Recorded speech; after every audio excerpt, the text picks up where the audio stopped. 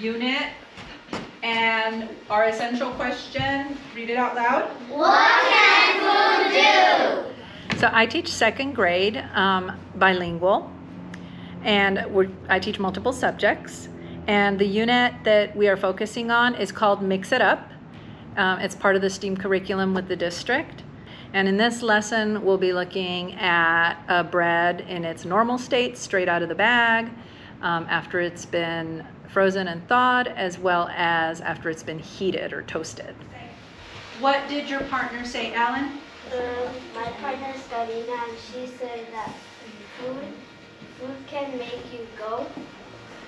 Thank you for sharing. Giovanni, your partner? My partner, Eileen, said that food can make you shine. Thank you. Manuel? My partner, Alina, said food can help us with our heart.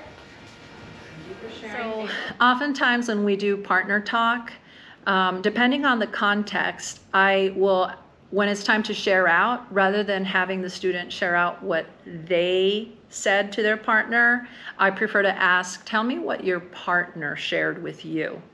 And I do that because number one, I want to encourage listening skills. And so my students know I do that oftentimes. And so now when we do partner talk, they know to be ready because they don't know if I'm going to ask them to share what they said or what their partner said. Another reason is I believe it builds empathy, because if you're really listening to what another person has with the thought in your head that I might need to repeat what they said, then you have to really listen to understand what they're saying. And to me, that translates to empathy. Eileen? You can change food by, if you want something like sweet, you can put some sugar in it or salt. Oh. Did you all hear Eileen? Yes. Yep. You can change food by making it sweeter and adding sugar. Thank you for sharing that, Eileen. Fernando? You can change food by changing the color when one color of food. Okay, say that one more time. You can change the food when some color of food. Give me an example. Like if you put some color in the food and it changes of color. It'll change color. Okay, so the food changed color, but what did you recall how you changed the color? Can you tell us more about that? Like when you put color line, it's going to change the color. Okay. I think it's color. Okay, thank you. Giovanni? It smells like gum. It feels soft. Let me feel it. Let me feel Here's it. bumpy. It's bumpy. And here's rock. It's like a rock. It feels light.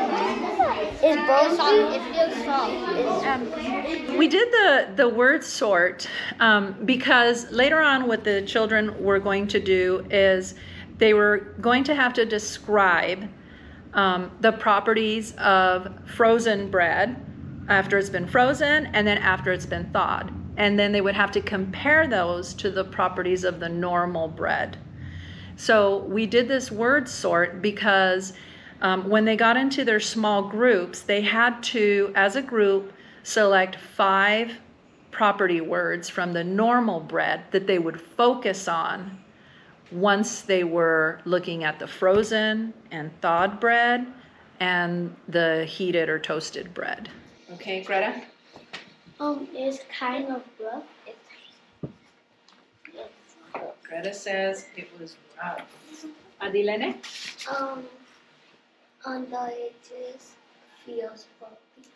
Okay, so Adilene is saying the edges felt bumpy.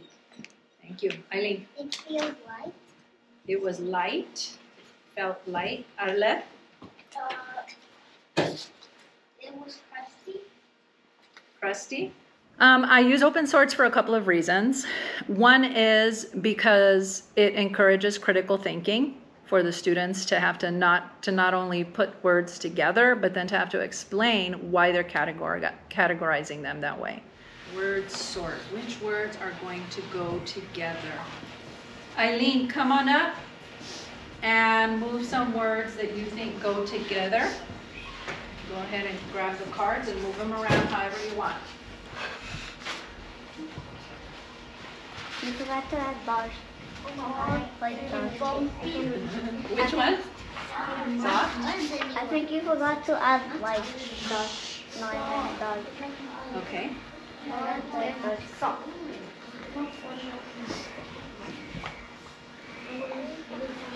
Those are the two you want to put together? Okay. Eileen, can you tell us why you decided that hard and soft should go together? Because they're both like how it feels. Okay. All right. I think that the most beneficial way to support language is by allowing the students to do most of the talking. And so by doing an open sort, it provides for more opportunities for talk, for justifying their thinking, for using the science terminology that we're trying to practice. Whitish.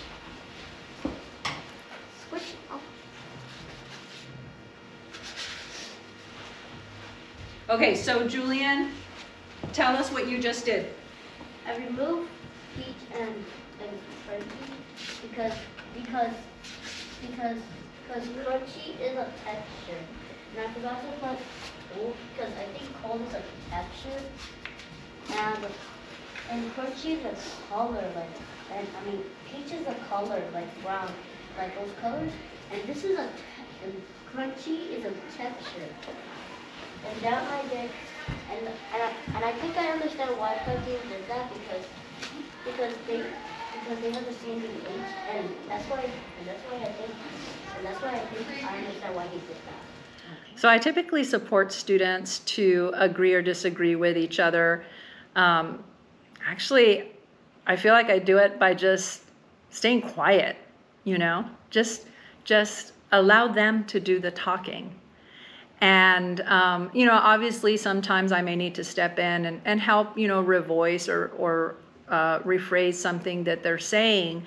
But for the most part, I find that by just giving them the time to think gives them more confidence because they're not waiting for me to just jump in with the answer. Why is she switching? Okay, tell us what you did. Because in rough, it was rough here. Okay. On these sides. And crusty. And this one right here. The edge, this is called the edge. The edge, because it was crusty from the edge, and rough, it was rough on these sides. Okay. On the bottom edge? Yeah. Okay. Jason, go ahead. Make the changes. Sort the words.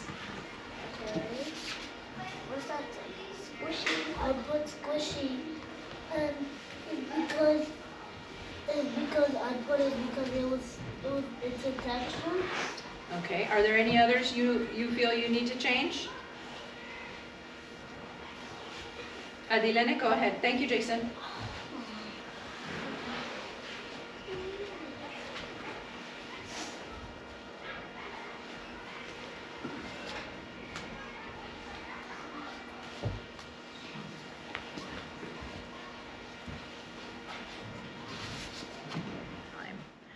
And so I'll just stand there and nod my head and, make little noises that aren't judgmental.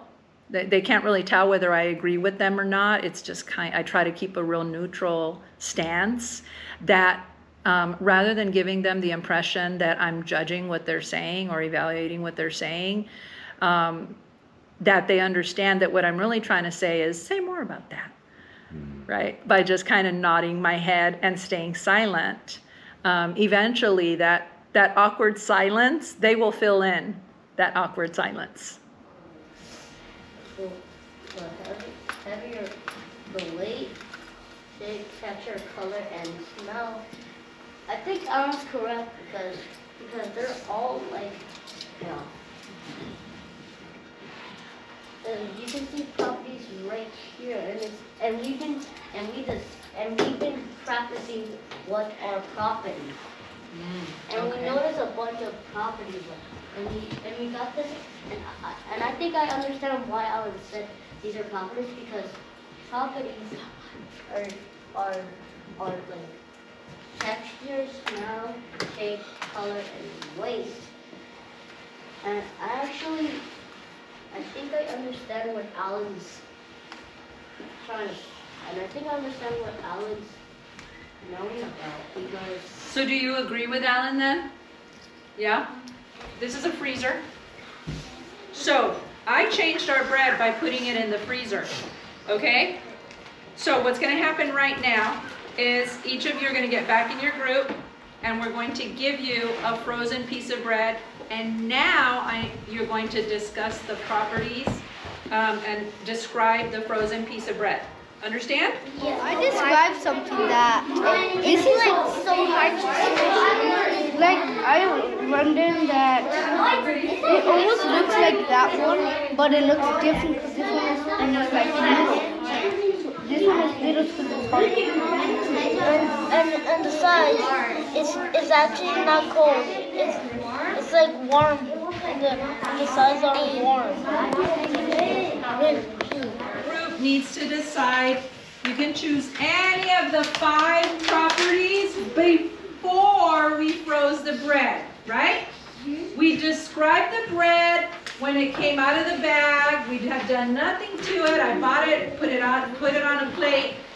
Your group can choose any 5 properties that we described earlier, and you're going to write them here. 1, 2, 3, 4, 5. Okay, can you do that? Right now, choose 5 properties. I'll give you 2 minutes to do that. Other group, it's not harder.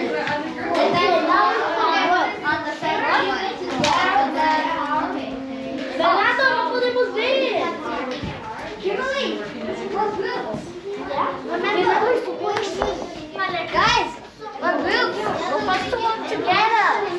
Kimberly. I already did.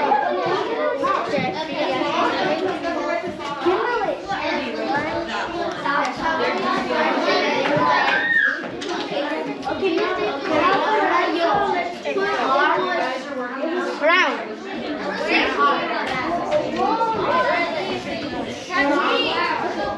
We're gonna choose. Brown. Are you kidding? It was also smooth.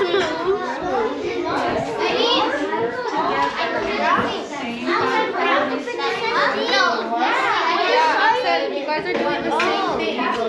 Okay, fine. No, you can only pick one. No. It's hard. It's hard. Put hard. It's hard. All of these strategies that I used, they're highly dependent on my assessment of students, both academic assessment and social emotional assessment of where they are. And that's one thing I realized with this lesson was my questioning, my pushing, my interactions with the students were heavily based on what I knew about them, both academically and social emotionally. My expectations for them are still very, very high, but if that social emotional factor, I think, is very important in terms of how I'm interacting with the students.